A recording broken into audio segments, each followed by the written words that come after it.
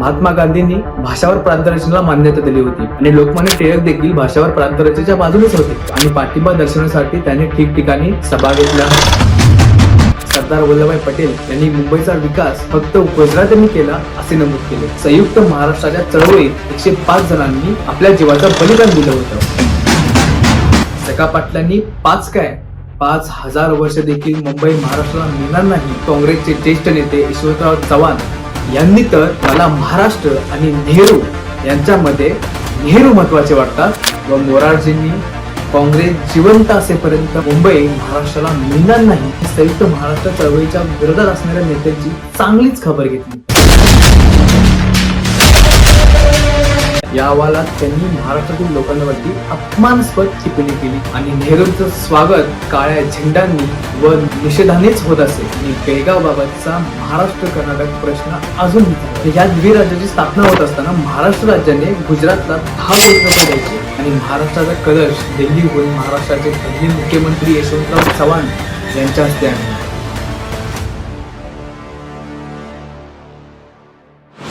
स्वतंत्र भारतात मराठी भाषिकांसाठी वेगळे राज्य निर्माण व्हावे ह्यासाठी संयुक्त महाराष्ट्र चळवळ हा लढा उभारला गेला आणि या चळवळीमुळेच पुढे जाऊन 1 मे 1960 रोजी महाराष्ट्र राज्य अस्तित्वात आले. महाराष्ट्र राज्यात मराठी भाषा बोलणारे मुंबई, कोकण, विदर्भ, मराठवाडा, देश आणि खानदेश आणि अजूनही महाराष्ट्राबाहेरच असणारे बेळगाव, बिदर, कारवार, निप्पाणी हे भाग सुद्धा अभिप्रिय होते. साहित्यिक, सांस्कृतिक, वैयक्तिक आणि राजकीय अशा सर्व अंगाने ही चळवळ उभारली गेली होती. ब्रिटिशांनी भारताची विभागणी ही त्यांच्या सोयीनुसार व त्यांच्या राज्यकारभारासाठी भारताची विभागणी वेगवेगळ्या प्रांतामध्ये केली होती. 1920 साली झालेल्या नागपुरातील काँग्रेस अधिवेशनामध्ये महात्मा गांधींनी भाषावर प्रांतरचनेला मान्यता दिली होती आणि लोकमान्य टिळक देखील भाषावर प्रांतरचनेच्या बाजूनेच होते. पण एकेकाळी काँग्रेसला मान्य असलेल्या भाषावर प्रांतरचना पुढे जाऊन राष्ट्रीय एकात्मतेला धोका वाटू लागले. काँग्रेस म्हणजे विशेषतः नेहरूंना मुंबई महाराष्ट्राला देण्यासाठी मुंबईतील भांडवलदारांचा विशेषतः जे अमहाराष्ट्रीय होते याचा कडकडून विरोध होता. 1938 ला पटवर्धन, 1940 ला गट माडखोलकर यांनी महाराष्ट्र एकीकरणाचा मुद्दा उपस्थित केला होता व महाराष्ट्र काँग्रेसचे पुढारी महाराष्ट्र एकीकरणासाठी काहीच प्रयत्न करत नाहीत असा मुद्दा उपस्थित केला.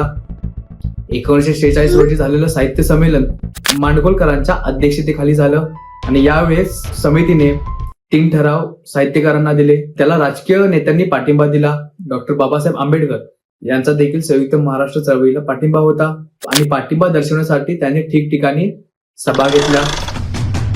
28 नोव्हेंबर 1949 मुंबई महानगरपालिकेत पहिल्यांदाच आचार्य आत्रे, डॉक्टर R.D. भंडारे यांनी मुंबईसह महाराष्ट्र असा मुद्दा शेड्युल्ड कास्ट फेडरेशन यांच्या वतीने मांडली. स्वातंत्र्यानंतर मात्र चित्र वेगळं होतं. सगळीकडे आनंद होता पण दक्षिणेत मात्र आनंद नव्हता. पोट्टी श्रीरामल्लू यांनी उपोषण केलं. या उपोषणामुळे 58व्या दिवशी त्यांचा मृत्यू झाला आणि यामुळे आंध्र प्रदेशची मागणी समितीने मान्य केली. पण या विरोधातच समितीने मात्र महाराष्ट्र राज्याची मागणी समितीने डावलली. आता समिती म्हणजे कोणती समिती? दार कमिशन, जेबीबी कमिटी आणि फाजल अली आयोग ह्या त्या समिती होत्या. ह्या समिती काय होत्या यांच्याबद्दल आपण थोडक्यात जाणून घेऊया. दार कमिशनने 1948 ला एक अहवाल सादर केलं होतं. या अहवालात त्यांनी महाराष्ट्रातील लोकांवरती अपमानास्पद टिप्पणी केली. त्याचबरोबर जेबीबी कमिटीने महाराष्ट्र व कर्नाटक या भाषावर प्रांतरचनेला विरोध केला. इतकंच नाही व मुंबई महाराष्ट्राला देण्यापासून विरोधही केला. सरदार वल्लभभाई पटेल यांनी मुंबईचा विकास फक्त गुजरातांनी केला असे नमूद केले. फाजल अली आयोग काय होता तर फाजल अली यांच्या अध्यक्षतेखाली 1953 ला राज्य पुनर्रचना आयोगाची स्थापना झाली आणि या समितीकडे महाराष्ट्राकडून S.M. जोशी, धनंजय गाडगीळ व इतरांनीही महाराष्ट्र एकीकरणाचा मुद्दा मांडला. पण ह्या आयोगाने पण काही वेगळं केलं नाही. ह्या आयोगाने तर महाराष्ट्र एकीकरणाला विरोध केलाच पण यापुढे जाऊनही या आयोगाने बेळगाव आर्थिकदृष्ट्या कर्नाटकशी जोडला आहे. विदर्भ महाराष्ट्रात दिल्यास नागपूर शहराचे अस्तित्व कमी होईल व मुंबई गुजरात पासून तोडल्यास ते आर्थिकदृष्ट्या ठीक राहणार नाही असा अहवाल त्यांनी प्रसिद्ध केला. आणि ह्या विरोधात महाराष्ट्रात खूप मोठ्या प्रमाणात असंतोषाचं वातावरण निर्माण झालं. Main racial groups in this huge cosmopolitan city. They want Bombay included in the new Maharashtra state. आणि या असंतोषाच्या वातावरणामुळेच नेहरूंनी कुठेतरी नमतं घेतलं. नेहरूंनी त्रिराज्य योजना जाहीर केली. आणि ही त्रिराज्य योजना कशी होती तर विदर्भासह महाराष्ट्र, केंद्रशासित मुंबई आणि सौराष्ट्रासह गुजरात अशी ही त्रिराष्ट्र. आणि ह्यामुळेच महाराष्ट्रातील मराठी जनांवरती अन्यायाची भावना पसरू लागली. आणि ह्यामुळेच महाराष्ट्रात नेहरूंना सुरक्षा रक्षकांसोबत फिरावं लागत असे. He included in the new Maharashtra state, and they're saying so in no uncertain terms.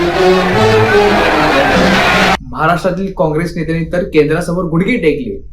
आणि महाराष्ट्रातील काँग्रेसचे ज्येष्ठ नेते यशवंतराव चव्हाण यांनी तर मला महाराष्ट्र आणि नेहरू यांच्यामध्ये नेहरू महत्वाचे वाटतात असे वक्तव्य केले. आणि ह्यामुळेच महाराष्ट्र काँग्रेसचे नेते जनतेच्या मनातून उतरले. महाराष्ट्रातील कम्युनिस्ट, सोशलिस्ट, प्रजासमाजवादी, महाराष्ट्रातील डावे पुढारी यांनी हा लढा पुढे चालू ठेवला. सेनापती बापट, डॉक्टर बाबासाहेब आंबेडकर, एस.एम. जोशी, प्रल्हाद केशव आत्रे, श्रीपाद डांगे, शाहीर अमर शेख, भाई उद्धवराव पाटील, प्रबोधनकार ठाकरे हे चळवळीचे मुख्य नेते बनले. एस.एम. जोशी आणि श्रीपाद डांगे यांनी या चळवळीचं पुढे नेतृत्व केलं. आत्र्यांनी तर आपल्या मराठा या दैनिकात संयुक्त महाराष्ट्राचा जोरदार पुरस्कार केला. आणि या चळवळीच्या विरोधात असणाऱ्या नेत्यांवर बोचरी व कठोर अशी टीका केली. आणि तसेच त्यांच्या भाषणातून त्यांनी संयुक्त महाराष्ट्र चळवळीच्या विरोधात असणाऱ्या नेत्यांची चांगलीच खबर घेतली.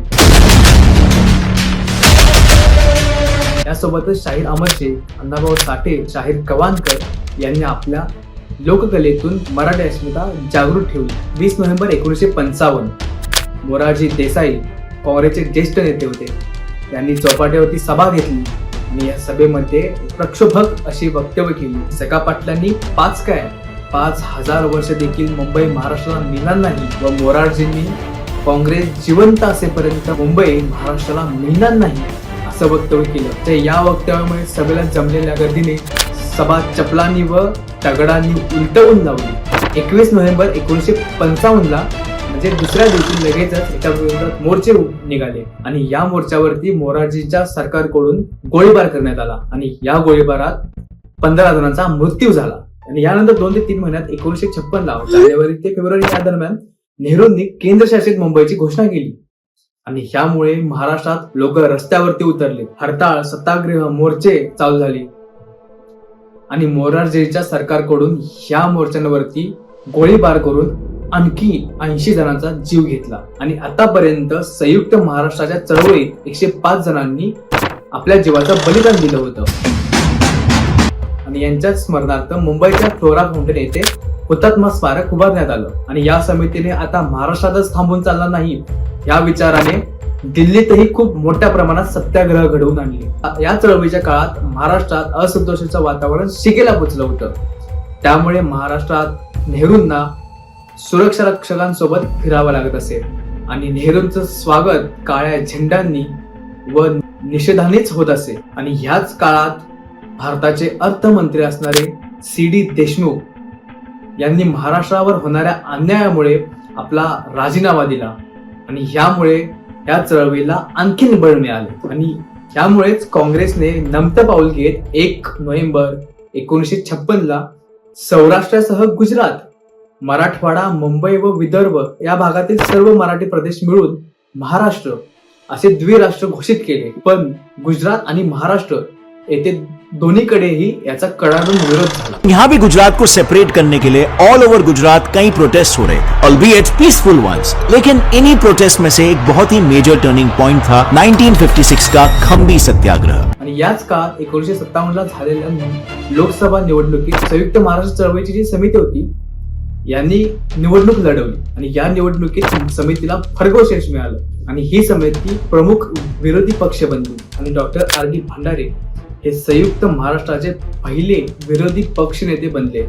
काँग्रेस नेतृत्व या सर्व प्रकारामुळे व 1962 होणाऱ्या निवडणुकीला सामोरे जायचं असल्यामुळे संयुक्त महाराष्ट्राला अनुकूल झाले आणि या द्विराज्याची स्थापना होत असताना महाराष्ट्र राज्याने गुजरातला 10 कोटी रुपये द्यायचे व पुढील 4 वर्षात कमी करता आणायची अशी अट मान्य झाली. इतकंच नाही तर मुंबईचा विकास हा गुजराती भांडवलदारांनी केला असे वक्तव्य गुजराती व्यापारदार करत होते व त्याचं व्याज म्हणून 50 कोटी रुपये देऊनच मुंबई महाराष्ट्राला मिळाली.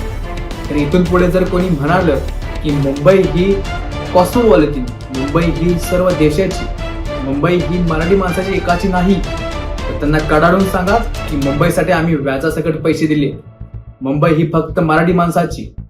मुंबईसह महाराष्ट्राची स्थापना झाली पण त्यात बेळगाव, निप्पाणी, कारवार, बिदर व डांगचा समावेश झाला नाही आणि बेळगाव बाबतचा महाराष्ट्र कर्नाटक प्रश्न अजूनही चालू आहे आणि नेहरूंना हवा असणाऱ्या राज्याला मुंबई हे नाव वगळून महाराष्ट्र असं नाव देण्यात आलं व राज्याची स्थापना 1 मे 1960 रोजी म्हणजेच कामगार दिन करण्यात आली आणि महाराष्ट्राचा कलश दिल्लीहून महाराष्ट्राचे पहिले मुख्यमंत्री यशवंतराव चव्हाण यांच्या हस्ते आहे. नव्या महाराष्ट्राची मुंबई ही राजधानी व नागपूर उपराजधानी घोषित केली. बहु असुत सुंदर संपन्न की महा प्रिय अमुचा एक महाराष्ट्र देश हा, प्रिय अमुचा एक महाराष्ट्र देश हा.